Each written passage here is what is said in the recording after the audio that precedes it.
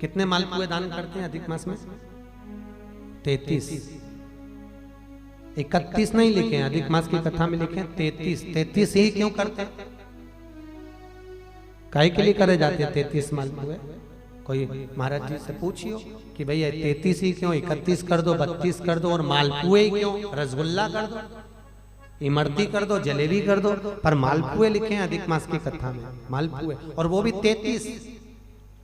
31 नहीं। अभी तक आपने जितने भी दान करे 21 कर लो, 11 कर लो, 108 कर लो, पर 33 ही मालपुए अधिक मास में। तो अधिक मास की कथा में यह वर्णन किया गया है कि मालपुए इसलिए दान करे जाते हैं क्योंकि मालपुए जब बनाए जाते हैं तो उसमें बारीक बारीक छिद्र हो जाते हैं। जितने मालपुए में छिद्र पड़ते हैं उतने नरकों में हमारे घर के पूर्वजों को जाना नहीं पड़ता और वो परमात्मा के धाम चले जाते हैं। इसलिए मालपुए दान कर जाते हैं, रसगुल्ला नहीं।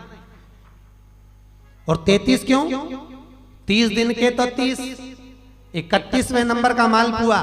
हमने अगर बेटी के घर का अन्न खा लिया हो, हमने बेटी के घर का अगर भोजन कर लिया हो तो उसका दोष ना लगे, इसलिए 31वें नंबर का मालपुआ दान होता है। 32वें नंबर का मालपुआ हमने ब्राह्मण और गुरु के घर का अगर कुछ खा लिया हो तो उसका दोष ना लगे, इसलिए 32वें नंबर का मालपुआ होता है। और 33वें नंबर का मालपुआ हमने किसी के घर का सूतक या सावड़ का खा लिया। सूतक सावड़ जानते हो ना?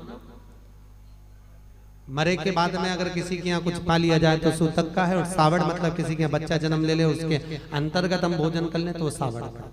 हमने अगर सूतक या सावड़ का भोजन कर लिया हो तो हमें दोष ना लगे, इसलिए 33वें नंबर का मालपुआ होता है। ये 33 मालपुए का दान इसलिए करा जाता है कि हम नरकों में ना पड़े, हमारे पूर्वज, हमारे घर के जितने भी पूर्वज गए हैं वो नरक में ना पड़े, इसलिए मालपुए का दान देने से हमारे पूर्वज तर जाते हैं।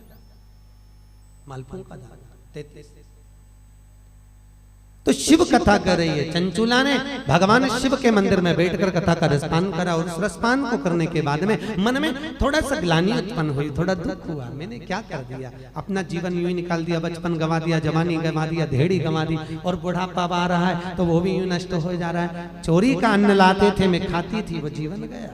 अब थोड़ा भजन किया, वापिस गई चंचूला। जिस ब्राह्मण ने शिव महापुराण की कथा सुनाई थी उसी ब्राह्मण के पास पहुंची, उसी ब्राह्मण के पास। ब्राह्मण देवता, ब्राह्मण देवता गुरुजन, आप मंदिर में शिव कथा कह रहे थे और कथा में मैंने बहुत सारा व्याख्यान सुना कि पापी को कैसा कैसा त्राण भोगना पड़ता है। प्रभु, मैं बेधव्य विधवा, ऐसा कोई कथा सुना दीजिए जिससे मैं परमात्मा के धाम को चली जाऊं। ब्राह्मण ने वापिस शिव महापुराण की कथा सुंदर सरोवर के तट पर चंचूला को श्रवण कराई, और चंचूला उस कथा को सुनकर भगवान शंकर के कैलाश धाम पर पहुंच गई, जहां पार्वती जी की सखी बनकर निवास किया है चंचूला। इतनी पापी की पत्नी होने के बाद, बिंदु जो कपटी था, पापी था, छली था, उसकी पत्नी होने के बाद भी यहां भाग पार्वती की सहेली का, पार्वती जी की सखी बनी। बड़ी सुंदर।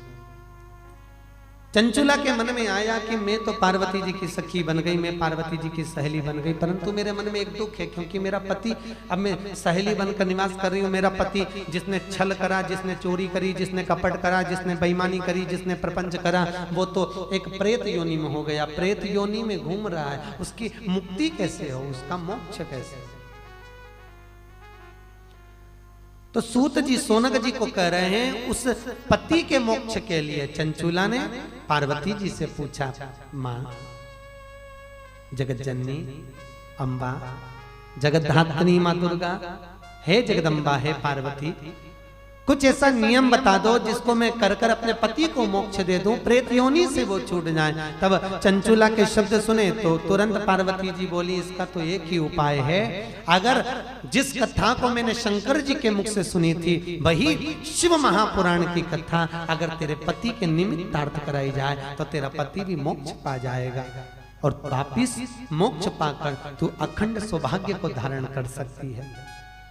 चंचुला ने कहा, माँ ये कथा मुझे कौन सुनाएगा? अपने पति के मोक्ष के लिए मैं ये कथा किससे सुनूं? कहा एक काम करो, कथा सुनना है? हाँ। शिव कथा को तो केवल एक ही सुना सकते हैं, वो नारद जी से जाकर कहो।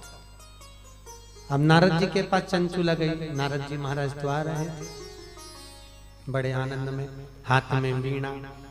नारद जी को जानते हो ना, बड़े सबसे ज्यादा अलमस्त रहने वाले, बिना माचिस का माचिस, बिना माचिस, पर भिड़ाए भी ऐसा कि भगवान से मिला दे, ऐसा भिड़ा, भिड़ाने पर भी बहुत। नारद जी महाराज निकल कर कि मेरी नस नस बोले हरी हरी,